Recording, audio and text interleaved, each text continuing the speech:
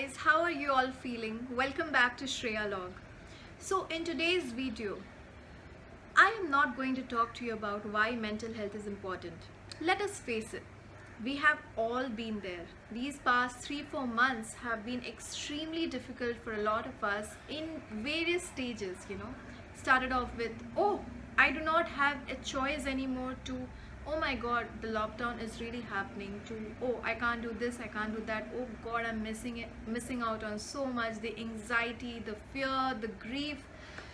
Okay, I have listed down almost everything. But the fact remains that we as humans, we are so used to that set pattern in life that as soon as the agency is robbed off, we kind of start getting very, very anxious. The quarantine blues is all around us somehow, and it's very difficult to actually deal with this amount of pressure, deal with a situation which we have never ever encountered in our life. So to put all these worries to rest, I really wanted someone to talk to you all, to share her thoughts, share her expertise with you all on how to deal with a situation like this, to slowly build up on the kind of emotional resilience that we should all be having. So today, I am going to launch the 3-part interview series with Akshatha Bala, who is a psychologist who has been practicing for 19 years and has trained under esteemed personalities all across the world. So in the next slide, you will be reading a lot more about her. I hope you take away the best tricks, the tips that Akshatha is going to share with us, because trust me guys, it really helps, and the kind of tools that she will be arming us with is not something which you have to pay for or put a lot of time doing it.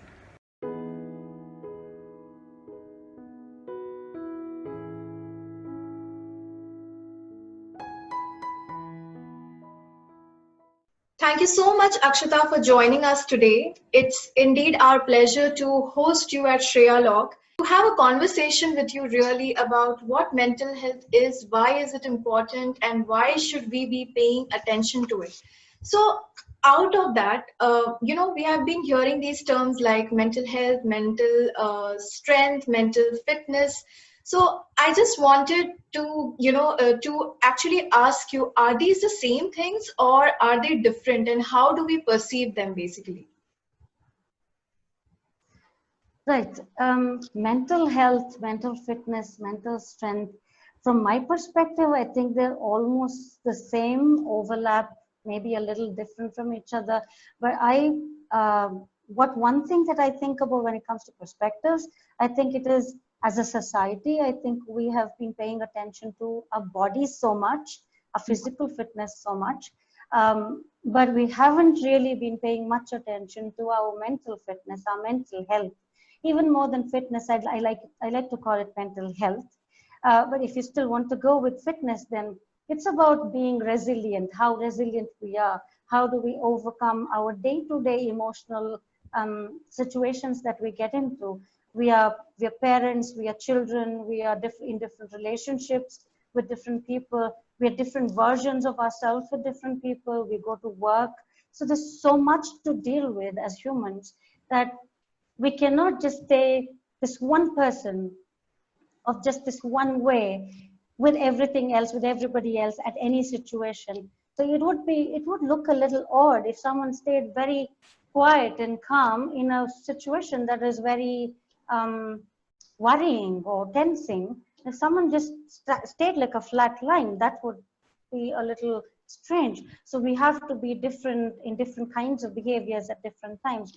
How are we able to do that? How far are we able to emotionally mold into different situations? How well are we able to mold and fit into different relationships? How are we able to connect with people or not connect with people? So I think a lot of this goes on when we speak about mental health and mental fitness. It would be very difficult to look at mental health only as the mind, because the mind and the body are connected, and more so as we go, we have different kinds of researches and studies being done on how the mind and the body is connected. Something as simple as when you think of, let's say your boss is calling you and you know that the project is not done. And if you're someone who feels a bit anxious easily, you may have a churning in your stomach, a sick feeling in your stomach, a tightness in your chest, or you just go, oh my God, even Yeah, that. yes, So we actually relate to this. Huh? we do, yes, a lot of times we do.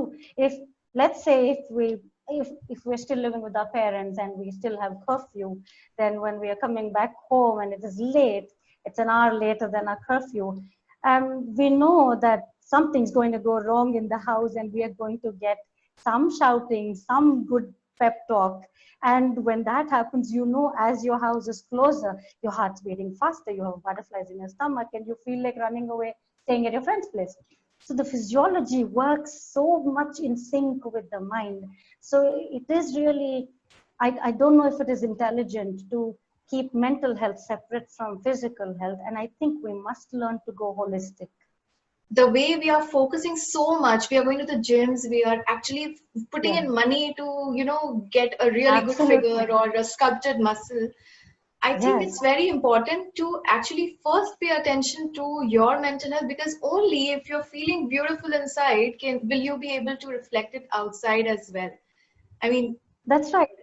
That's yeah. right. We put in a lot of money. That's one aspect that I always think of. There is so much money that goes into the gymming industry. And of course, there's no harm at all. We all need to be physically fit. But what is a person being so physically fit, your six pack, abs in place, and everything great, you have a chiseled body, all of that absolutely perfect. But what if someone gives you a difficult news? And you take days, weeks, months to get out of it. You have trouble getting up in the morning, going to work. You have trouble facing an authoritative figure. You have trouble facing your own spouse, for that matter, if there's a difficult situation. There are people, parents, who have a difficult time facing their own children sometimes. So if that is who you are, but you have a great chiseled body, maybe something's missing somewhere then. So, Yeah, absolutely. Akshata, also, right now during this situation, I mean, uh, it's COVID-19 that is affecting a lot Yeah. of us. Our entire schedule has changed. The way we look at Mm. things has changed for a lot of us. And Right. in this situation, we are feeling a lot anxious around, what is going to happen? How is it going to happen? That anxiety just kicks in. What if something happens to my family members? What is this anxiousness? Why are we as human beings so anxious right now? Right. I think one of the foremost things to consider is that we as humans, we like to know what's next. We like to plan our days. We like to have little to-do lists. We like to check mark some of them as we go. We like to know that our tomorrow is going to be this way. But when suddenly the carpet under your feet is sort of taken off, yanked off under your feet, you you don't know what to expect. You don't know what's going to happen. You don't know if you have a job tomorrow or not. You don't know if you're picking up the virus from somewhere and transmitting it to someone else. Even without the virus, we humans tend to have anxiousness when we don't know what is going to happen tomorrow, when we don't know what is in store.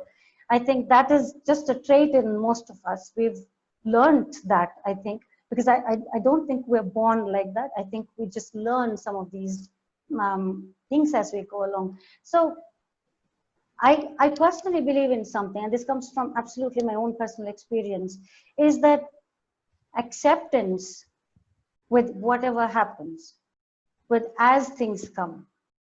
I think that goes a long way. Put your mind in the frame of acceptance that, okay, so this is how it is. And maybe the next 3 months are going to be like this, or maybe 6 months. Who knows? What can I do about it? Nothing much. So when there is nothing much you can do about something, the only thing is to just go with it.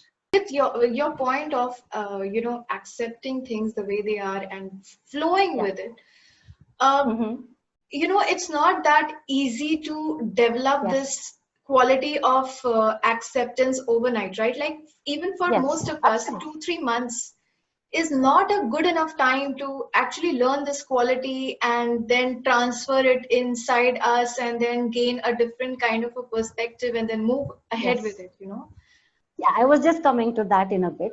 So the next thing I would have talked about is how are we able to live in the present moment?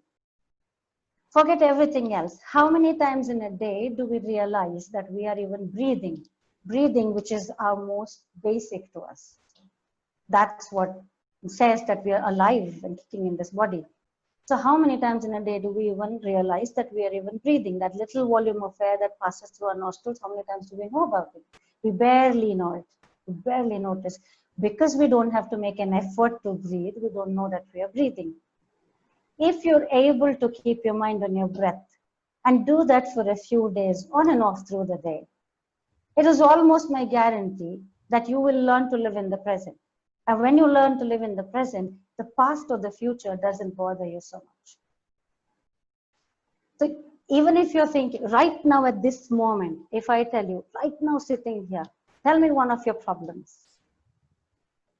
My 100% guarantee is anything that you come up with will be something about the next hour or tomorrow, which is essentially your future, not right now. So our minds are so caught up in being, oh, this happened back then, and oh, I wish that didn't happen, oh, this guy said this to me, or I don't know what I'll do tomorrow. What if someone's sick in the family, for example? I don't know how will I manage work and that person. We don't know so many things.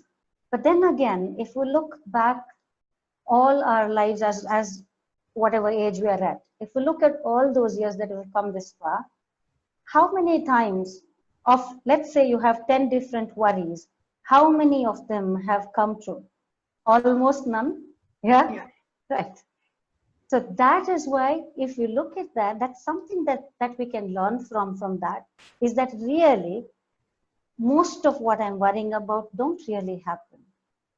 You know, in NLP, there is something, one of the basic fundamentals of NLP is that we as humans tend to generalize, distort, and delete a lot of information that we catch.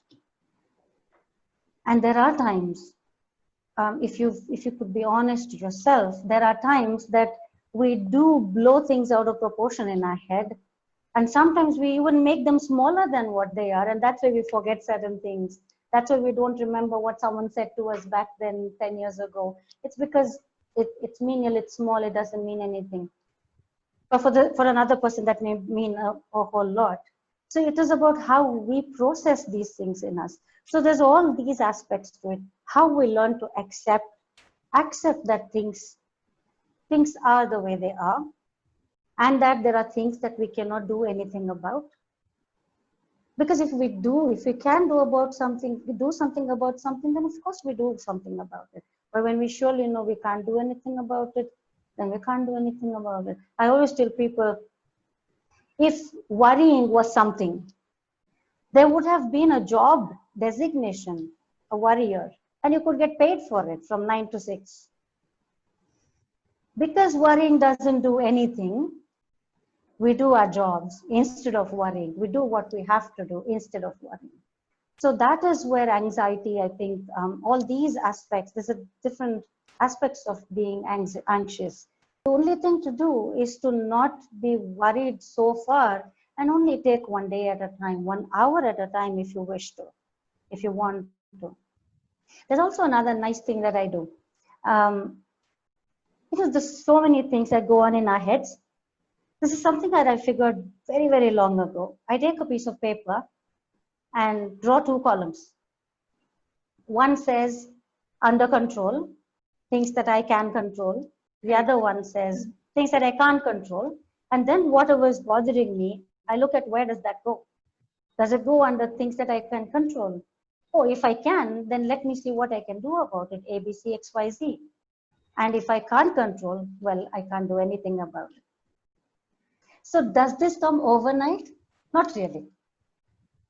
Doesn't come overnight. But can we learn one step at a time, 1 hour at a time? Can we take it that slow? We can. I really hope you enjoyed the first part of the video. Uh, it's not easy, it's not easy to even ask those questions. When I was asking those questions, there were so many things that were going on in my mind. But I am just looking forward to sharing the other parts with you as well, because it just keeps getting better. So thank you so much for watching Shreyalogue, friends. Do like, share and subscribe to Shreyalogue. If you have come here for the first time, I really hope that you subscribe to the channel and join our community, join our ever growing community. Thank you so much, friends. See you next week.